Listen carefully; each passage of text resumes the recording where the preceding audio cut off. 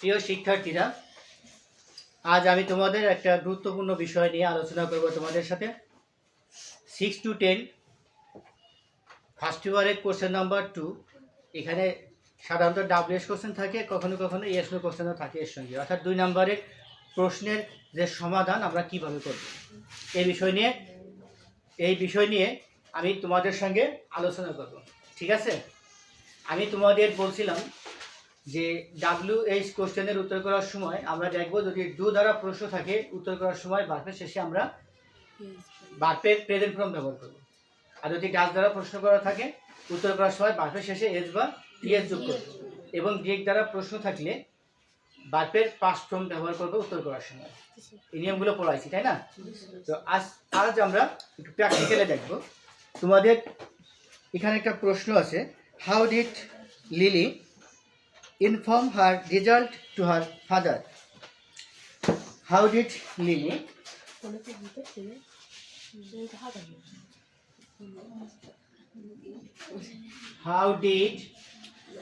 Lily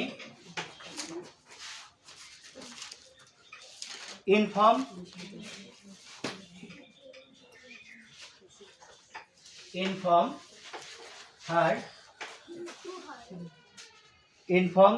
her result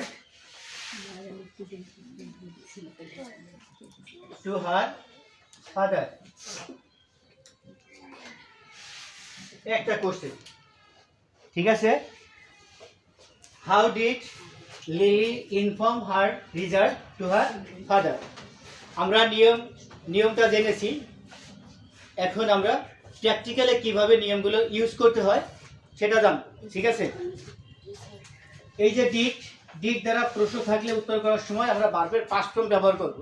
তোমাদের এই বিষয়ে অলরেডি আমি ধারণা দিছি। তো এই যে ডিডটা হচ্ছে অক্সিলারি ভার্ব এবং ইনফর্ম এটা হচ্ছে মূল ভার্ব, মাঝখানে লিলি এটা হচ্ছে সাবজেক্ট।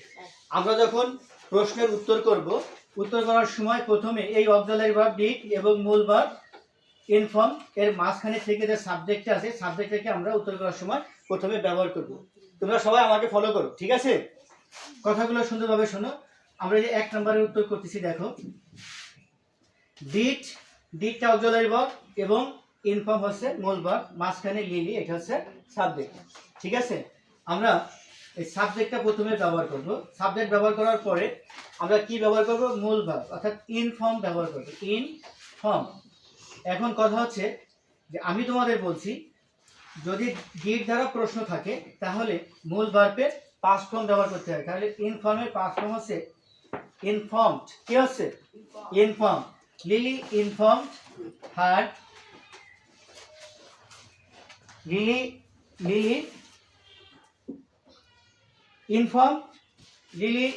হার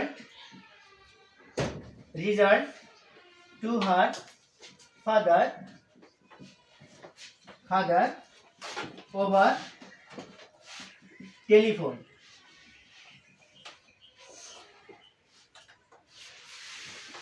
এই জায়গায় আমাদের একটা জিনিস বুঝতে হবে, সেটা হলো যে আমরা ডিড এবং ইনফর্ম এর মাঝে থেকে আমরা সাবজেক্ট নিচ্ছি, তাই না? লিলি। তারপরে ইনফর্মের জায়গায় ইনফর্ম ব্যবহার করছি কেন? কারণ ডিড দ্বারা প্রশ্ন আছে। ডিড দ্বারা প্রশ্ন থাকলে উত্তর করার সময় ভার্বের পাস্ট ফর্ম ব্যবহার করতে হয়। তারপরে দেখো হার রেজাল্ট, এখানে আছে হার রেজাল্ট, তারপর আমরা হার রেজাল্ট টু হার ফাদার, এই পর্যন্ত আমরা প্রশ্ন থেকে উঠাইছি, রাইট? শুধুমাত্র আমরা প্রশ্নের যে সেন্টেন্সটা আছে আমরা সেন্টেন্সটাকে আগে সাজাইছি। দেখো প্রথমে লিলি সাবজেক্ট নিছি, তারপরে ইনফর্ম আছে, এই ইনফর্মে পাস্ট ফর্ম করছি যেহেতু ডিড দ্বারা প্রশ্ন আছে, রাইট? তারপরে her result to her father question থেকেই নিছি। এখন এই যে হাউ, কিভাবে উত্তর করছে? ওভার টেলিফোনের মাধ্যমে। সেই ওভার টেলিফোন আমরা শুধু এইটা আমরা নতুন ব্যবহার করছি কোশ্চেনের জন্য, উত্তর করার জন্য, তাই না? আর এখানে কি আছে? ইনফর্মকে আমরা ইনফর্ম করছি যেহেতু ডিড দ্বারা প্রশ্নটা করা আছে। ঠিক আছে, তো আমি দেখছি বিষয়টা তোমাদের ফলো করতে হবে, প্রত্যেকে যারা ক্লাসে আসো তাদেরকে ফলো করতে হবে। ঠিক আছে, আমরা সাইড টক করবো না, শুধু আমরা ক্লাসের দিক ফলো করব। এবং আমি বলছি যদি কেউ না বোঝো তাহলে আমি তোমাদের কি করব? বোঝাই দেবো। এই যে জান্নাত কি করছে? জান্নাত এবং তন্নি কথা বলতে চাই বোঝানোর ভিতরে, তারপরে দেখা যাবে নেক্সট ক্লাসে তারা উত্তর করতে পারবে না। ঠিক আছে, আমরা আচ্ছা পরবর্তী কোশ্চেনটা আমরা দেখি। পরবর্তী কোশ্চেনটা কি আছে? পরবর্তী কোশ্চেনে আছে, why do you think that Rahul is a good singer? Number 2 দেখো, হোয়াই ডু, কথা বলবো না আমরা কেউ, কেমন? Why do you think, why do you think that Raju is a good singer? Why do you think that Raju, এখানে রুহুল, তাই না? রাহুল, হ্যাঁ Rahul is a good singer. Dear student, আমরা কোশ্চেনটা একবার দেখি। Why do you think, তুমি কেন মনে করো that Rahul is a good singer? Why do you think that Rahul is a good singer? Why do you think, তুমি কেন মনে করো that যে Rahul is a good singer? তুমি কেন মনে করো যে রাহুল হয় একজন ভালো গায়ক? ঠিক আছে, এই কোশ্চেনটা আমি তোমাদের এটাও শিখাইছি, ডু দ্বারা প্রশ্ন থাকলে আমরা কিভাবে উত্তর করব শিখাইছি তোমাদের। বলছি যে ডু দ্বারা যদি কোশ্চেন থাকে আমরা উত্তর করার সময় মূল ভার্বের প্রেজেন্ট ফর্ম ব্যবহার করব। ঠিক আছে, তাহলে এই যে ডু দেখো অক্সিলারি ভার্ব, এই যে মূল ভার্বটা আছে কি থিঙ্ক, আমরা অ্যাকর্ডিং টু কোশ্চেন উত্তর করব সব সময়। You have to always try to answer the question according to tense. You should not copy anything blindly from the passage to answer the question. Okay, why do you think that Rahul is a good singer? তাহলে আমরা প্রশ্ন করার জন্য এই যে তোমার দেখো auxiliary verb two আছে, তারপরে মূল ভার্ব আছে থিঙ্ক, তাহলে আমরা এই সাবজেক্টটা পাচ্ছি কি ইউ। আমরা উত্তর করার সময় প্রথমে ইউ কে সাবজেক্ট হিসাবে আনবো। ঠিক আছে, ইউ, এখন ইউ থাকলে উত্তর করার সময় কি বসে? আই বসে, রাইট? ইউ থাকলে উত্তর করার সময় আই ব্যবহার করতে হয়। আর যদি ইউ না থেকে অন্য কোনো সাবজেক্ট দ্বারা কোশ্চেন থাকে আমরা উত্তর করার সময় সেই সাবজেক্টটাই ব্যবহার করব। ঠিক আছে, আচ্ছা তাহলে দেখো ইউ থাকলে আমরা আই ব্যবহার করব, আই, তারপরে মূল ভার্বটা কি আছে থিঙ্ক, তাহলে থিঙ্ক, ডু দ্বারা প্রশ্ন থাকে ভার্বের প্রেজেন্ট ফর্মই থাকে, তাহলে আমরা এখানে ভার্বের প্রেজেন্ট ফর্ম থিঙ্ক ব্যবহার করলাম। আই থিঙ্ক, আমি মনে করি, দ্যাট যে Rahul is a good singer. এখন আমরা প্রশ্ন থেকে উত্তরটা কি করছি? সাজিয়ে নিলাম, অ্যারেঞ্জ করছি। ঠিক আছে, কি করছি? প্রশ্ন থেকে উত্তরটাকে আমরা সাজিয়ে নিছি। ডু আছে, ডু থাকলে আমরা ডু এবং মূল ভার্ব এর মাঝখানে সাবজেক্ট ইউ থাকলে আই নিয়ে উত্তর করতে হয়, সাবজেক্ট আই ব্যবহার করতে হয়, সাবজেক্ট আই ব্যবহার করছি, তারপরে মূল ভার্বের প্রেজেন্ট ফর্ম থিঙ্ক ব্যবহার করছি, তারপরে দ্যাট, তারপরে বাকি অংশ প্রশ্নতে যা আছে আমরা ব্যবহার করলাম। এখন কথা হলো এই যে হোয়াই আছে, হোয়াই, কেন, তুমি কেন মনে করো রাহুল একজন ভালো গায়ক? কেন মনে করো? আমাদের এই কেন উত্তর যদি এখন করতে হয় এখানে আমরা বিকজ ব্যবহার করতে পারি। ওই জায়গায় তো ধরতেছে না, আমরা এখানে বিকজটা ব্যবহার করি।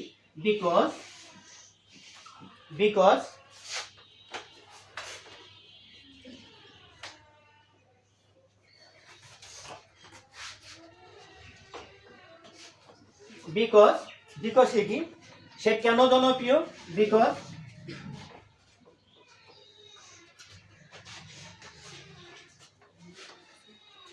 because he is quite popular.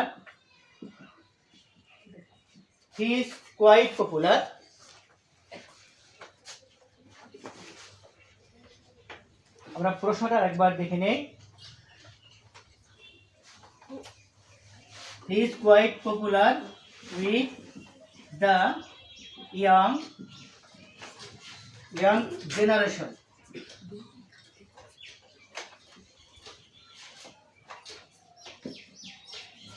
He is quite popular with the young generation.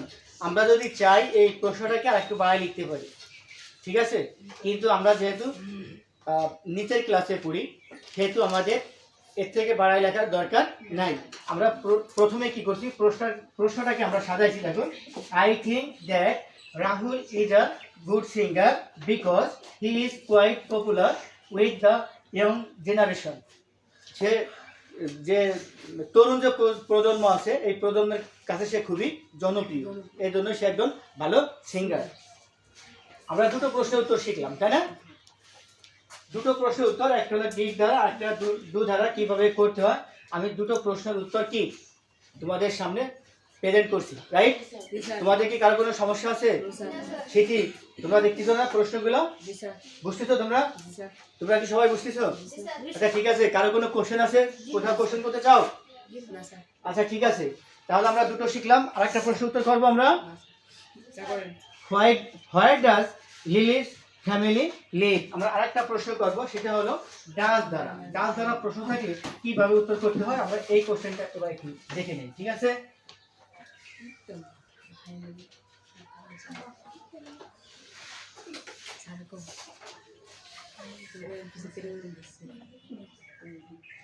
Where does Lily's family live? Where does Lily's family live? লিলির পরিবার কোথায় বাস করে? তোমরা জানো এটা? কে বলতে পারো?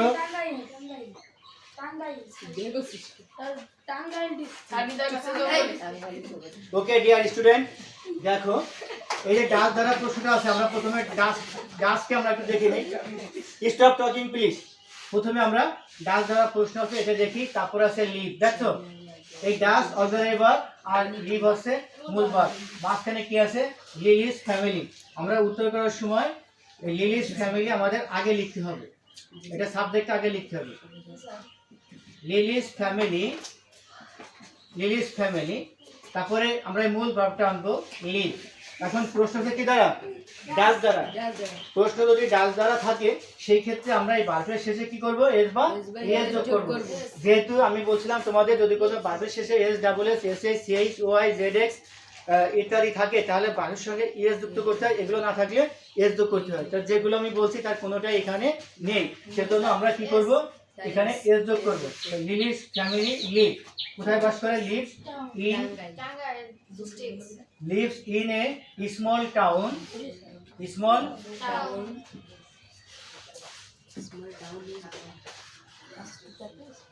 small town, small town in Tangail district.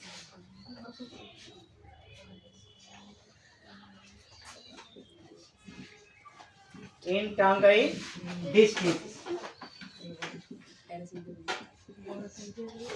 Okay dear student, প্রশ্নটা আমরা আরেকবার দেখি, ঠিক আছে? Where does Lily's family live? Lily's family lives in a small town in Tangail district. ডাস দ্বারা কোশ্চেনটা আছে, আমি তোমাদের বলছি কোনো প্রশ্ন যদি ডাস দ্বারা থাকে উত্তর করার সময় আমরা যে ভার্ব আছে ভার্বের শেষে এস বা ইয়েস যোগ করব। তো সেই ক্ষেত্রে আমাদের প্রথমে কি করতে হবে? আমাদের সাবজেক্টটা পেতে হবে। সাবজেক্টটা কোথায় থাকে? অক্সিলারি ভার্ব এবং মূল ভার্বের মাঝে এখানে ডাস, এখানে মূল ভার্বটা হচ্ছে লিভ, মাঝখানে হচ্ছে লিলিস ফ্যামিলি। এই লিলিস ফ্যামিলি এটা হচ্ছে সাবজেক্ট। আমরা প্রথমে লিখলাম লিলিস ফ্যামিলি, ঠিক আছে? তারপরে এখানে লিভ আছে, সাবজেক্ট পরে ভার্বটা আসবে, আমরা লিভ ভার্বটা আনছি, ঠিক আছে? ভার্ব আনার পরে দেখলাম ডাস দ্বারা প্রশ্ন আছে, তার জন্য আমরা ভার্বের সঙ্গে এস যোগ করছি, ঠিক আছে? তারপরে কোথায় বাস করে তা লিখতে হবে। কোথায় বাস করে? In a small town in Tangail district. Okay, do you understand everybody? কোনো কোশ্চেন করবো আবার? কোনো কোশ্চেন করবো না? ওকে ডিয়ার স্টুডেন্ট, আমরা কি করব? আমরা আজকে যে কোশ্চেনগুলো দেখলাম এই কোশ্চেনগুলো আবার বাসায় আমরা যে পরবর্তী মডেলের কোশ্চেনগুলো আমরা প্র্যাকটিস করব। কোশ্চেন নাম্বার 2, ওকে? প্র্যাকটিস করার পরে আমরা যদি কোথাও না বুঝি আবার স্যারকে আগামীকাল কি করব? প্রশ্ন করব, ঠিক আছে? স্যার এখানে বুঝি নেই, আমি আবার তোমাদের বোঝাই দেবো। এভাবে আমাদের 2 নাম্বারটা আয়ত্ত করতে হবে যাতে আমরা নিজেদের থেকে উত্তর করতে পারি। ওকে, তো আমরা এখানে আজকে ক্লাস শেষ করতে চাই, কেমন? ভালো থাকো, আবার আগামীকাল দেখা করতে।